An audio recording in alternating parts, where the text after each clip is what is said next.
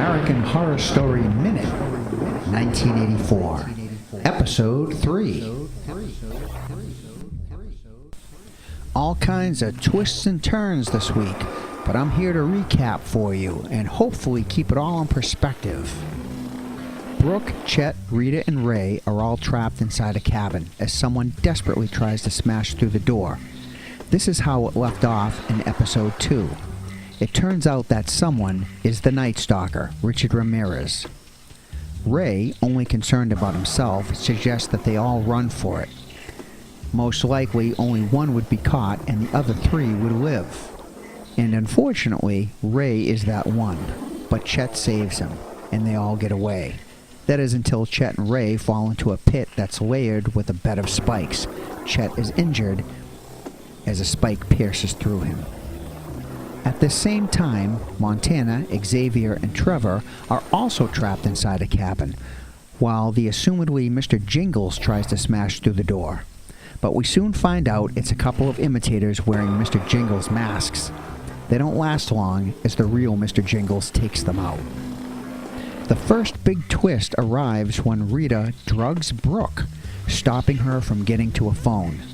Rita isn't really the camp nurse. We learn that she's really Donna Chambers, a psychology student, obsessed with serial killers.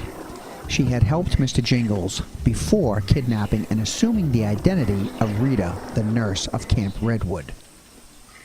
So, Brooke is unconscious and dragged away by Rita.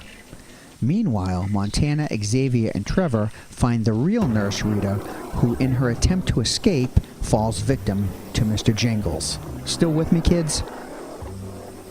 While still in the pit of spikes, Ray reveals to Chet that he was responsible for the death of a pledge at his college fraternity, and is only at Camp Redwood to escape justice.